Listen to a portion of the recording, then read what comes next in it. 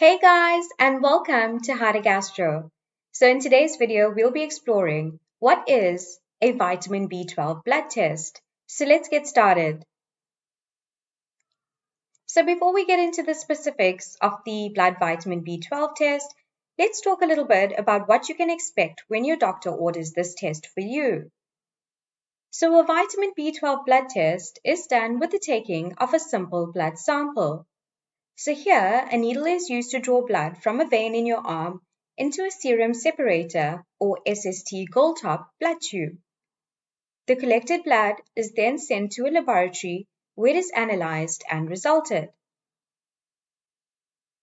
So what is vitamin B12? Vitamin B12, also known as cobalamin, is an essential water-soluble vitamin that plays a vital role in various bodily functions, including number 1, red blood cell formation. So vitamin B12 is crucial for producing healthy red blood cells, and a deficiency can lead to a type of anemia known as megaloblastic anemia, where the red blood cells are larger than normal and don't function properly. So the second function of vitamin B12 is DNA synthesis. So vitamin B12 is essential for DNA production, which is essential for cell division and growth. The third function of vitamin B12 is nervous system function. So B12 helps to maintain the health of nerve cells and supports the production of myelin, which is the protective covering of our nerves.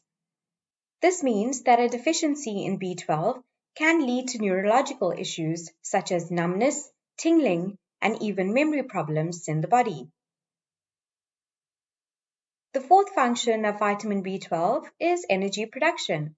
So vitamin B12 helps to convert carbohydrates into glucose, which the body uses for its energy.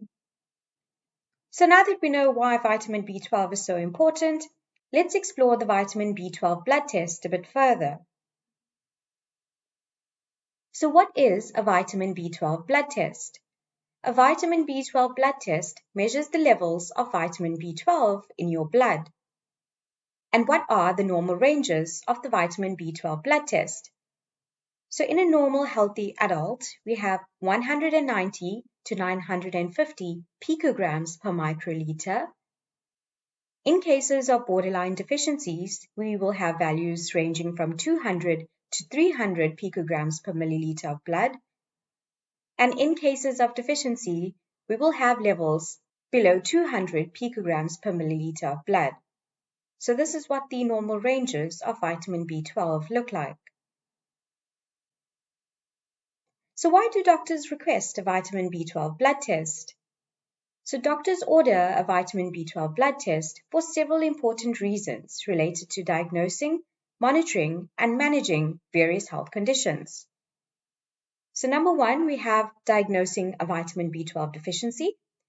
So if a patient presents with fatigue, weakness, numbness, or tingling in their hands and feet, a difficulty in walking, memory problems, mood changes, or signs of anemia such as fatigue, difficulty in breathing, tiredness, a vitamin B12 blood test can help determine if a deficiency is the cause.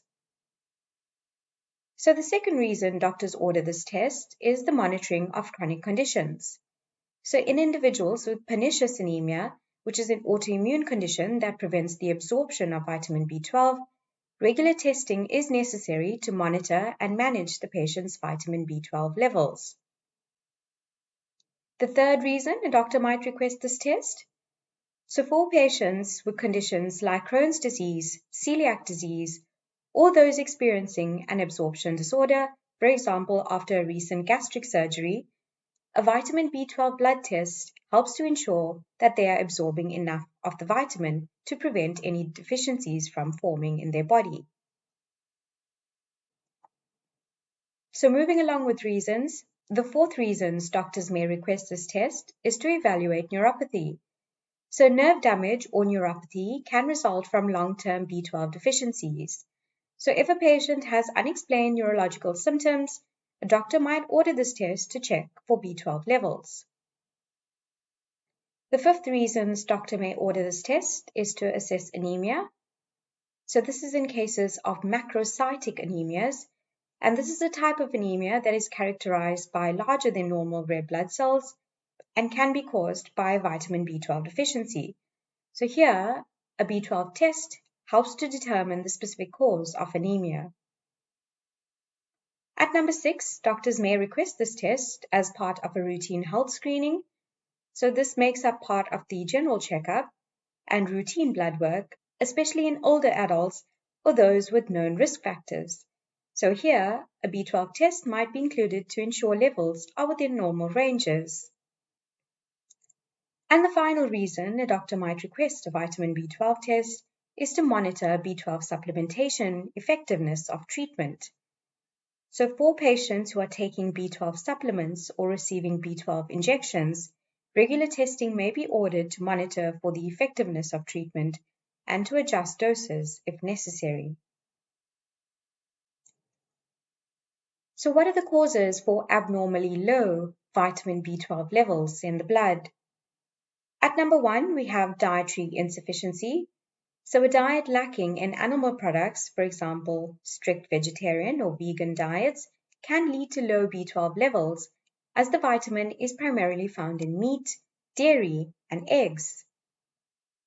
The second cause of low vitamin B12 levels is malabsorption.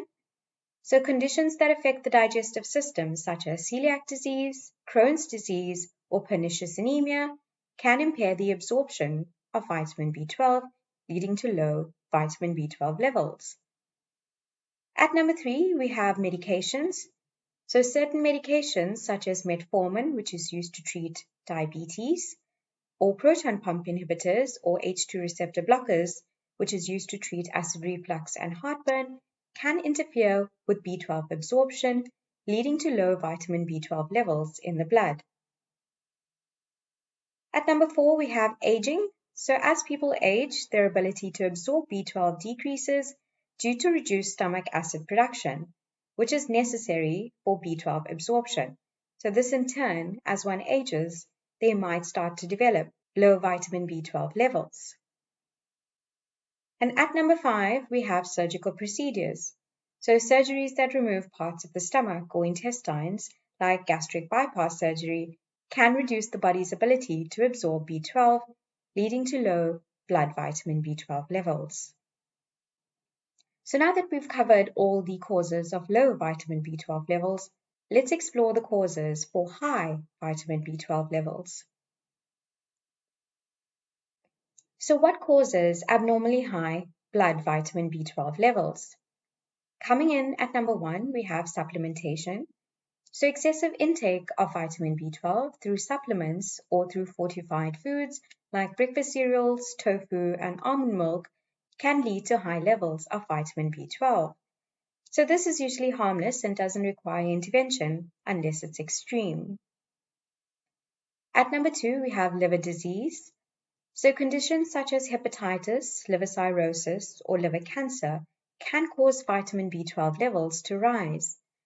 This is because the liver stores a significant amount of vitamin B12, and when it's damaged, it can release more of the vitamin into the bloodstream. At number 3, we have kidney disease.